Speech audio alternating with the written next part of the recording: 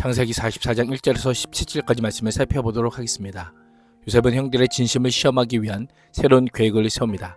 청지기에 명령하여 베냐민의 자루에 은잔을 숨기고 형제들의 길을 떠나자 곧 사람을 보내어 형제들이 요셉의 은잔을 훔쳤다고 추궁합니다. 요셉의 형제들은 결백을 주장하지만 베냐민의 자루에서 은잔이 발견되자 형제들은 옷을 찢고 통곡하며 요셉에게 돌아옵니다. 요셉은 베냐민만 남기고 나머지는 떠나라고 명령합니다. 1절에서 2절은 은잔에 넣으라는 요셉의 지시입니다. 잔치가 끝난 후 요셉은 청지기를 부릅니다. 각자의 자루에 들어갈 수 있을 만큼 많이 양식을 담고 그들이 가지고 온 돈도 각 사람의 자루에 도로 넣을 것을 명령합니다. 베냐민의 자루에다가는 곡식값을 가지고 온 돈과 자신이 쓰는 은잔을 함께 넣을 것을 명령합니다. 은잔에 넣으라는 명령은 특혜를 주기 위함이 아니라 도둑으로 몰아 애굽에 남기기 위한 것입니다. 요셉은 그 잔을 내 잔, 곧 은잔이라고 하며 그것이 자신의 귀중한 소유임을 강조합니다. 주인의 잔을 훔치는 것은 물건 절취를 넘어 그의 권위와 주의를 침해한 행위입니다. 잔치를 열어 큰 호의를 베푼 요셉의 귀중한 보물을 훔쳐가는 것은 있을 수 없는 일입니다. 최상의 대접에 대한 최악의 배신입니다. 요셉의 명령에 청지기는 충실하게 이행합니다. 3절에서 13절은 베냐민의 자루에서 발견된 은잔입니다.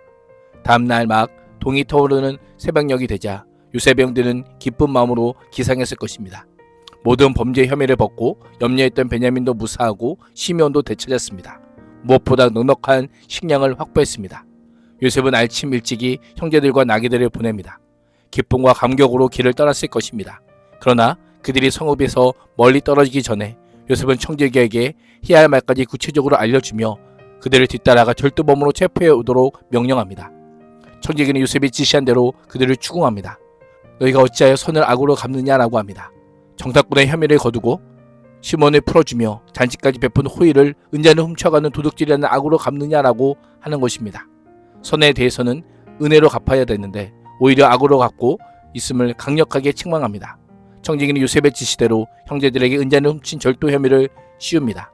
은잔은 우리 주인께서 마실 때에 쓰는 잔이요 점을 칠 때에 쓰는 잔이라고 하며 물건 절취를 넘어 주인의 권위와 신통한 능력을 거스른 중한 범죄임을 지적합니다. 청지기의 말과는 달리 요셉이 실제로 점을 쳤다는 증거는 성경 어디에서도 찾아볼 수 없습니다. 오히려 요셉은 하나님께 징조를 구한 자였습니다. 왜 이런 이야기를 했을까요? 실제로 요셉이 점을 쳤던 것이 아니라 그의 형제들이 가져간 은잔이 얼마나 중요한 것인지를 강조하기 위해 한 말이라고 할 수 있습니다. 누명을 쓴 형제들은 강력하게 항변하며 자신들의 결백을 주장합니다.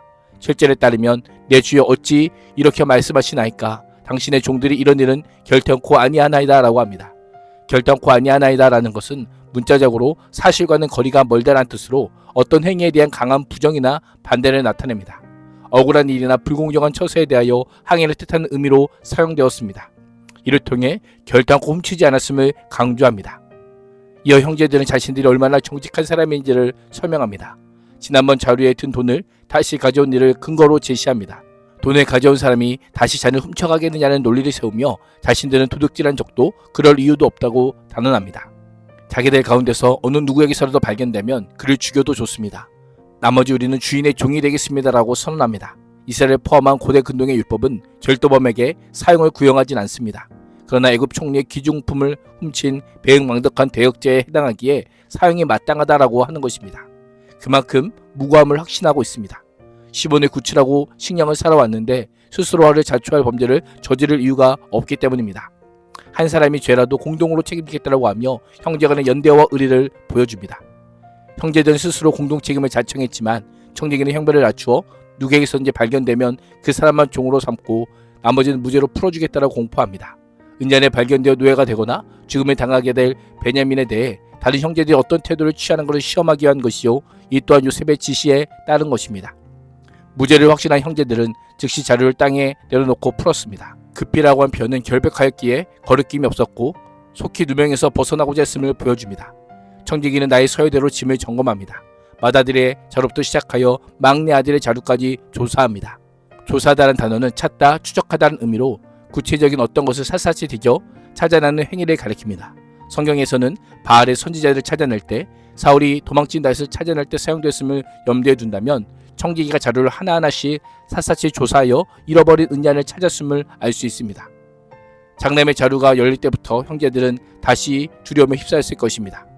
자루마다 돈이 들어있었기 때문입니다. 자루 10개를 열기까지 은잔이 나오지 않아 안도했지만 마지막으로 확인한 베냐민의 자루에서 은잔이 발견되었습니다. 이 순간 형들의 머릿속은 많은 생각이 오버랩되었을 것입니다. 아버지 야곱의 약속을 반드시 지켜야 하는 베냐민인데 베냐민이 종이 되면 아버지께 어떻게 돌아가야 할까? 아버지에게 무엇이라 말해야 될까? 형제들은 경악하며 옷을 찢습니다. 옷을 찢는 것은 당시 슬픔과 분노 등과 같은 걷잡을 수 없는 감정을 표현할 때에 취하는 행동입니다. 베냐민의 자루에서 은잔이 나오자마자 옷을 찢고 슬퍼하는 장면은 요셉의 형들이 전혀 가식 없이 진정으로 베냐민을 아꼈고 그에게 닥칠 불행을 슬퍼했음을 보여줍니다. 형제들은 큰 슬픔과 두려움 가운데 각기 짐을 나귀에 싣고 성으로 돌아갑니다.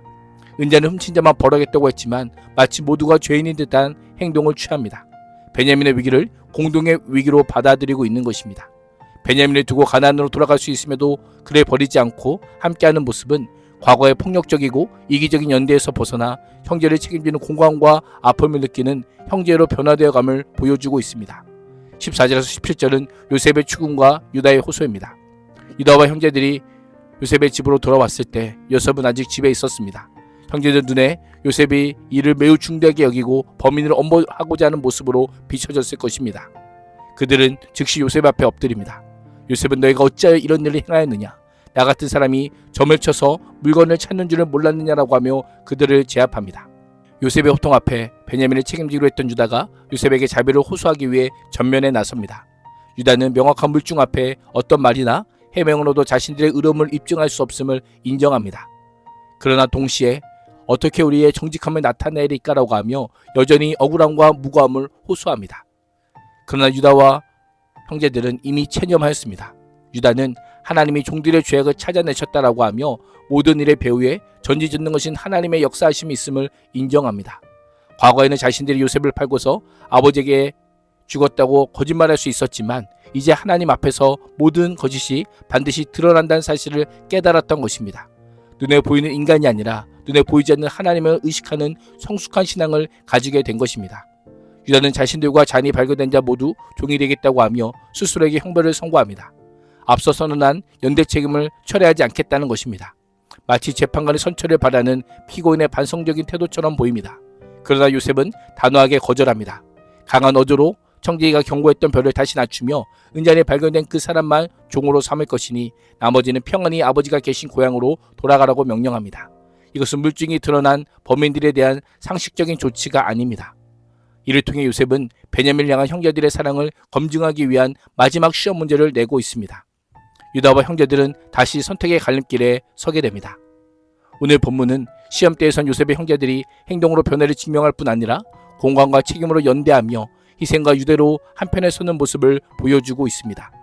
오늘도 분열과 적대, 차별의 세상에서 달라진 변화와 공감과 책임, 유대와 희생의 사랑으로 그리스도의 사랑을 행동으로 증명하는 그리스도인이 될 수 있기를 주님의 이름으로 축복합니다. 기도하겠습니다.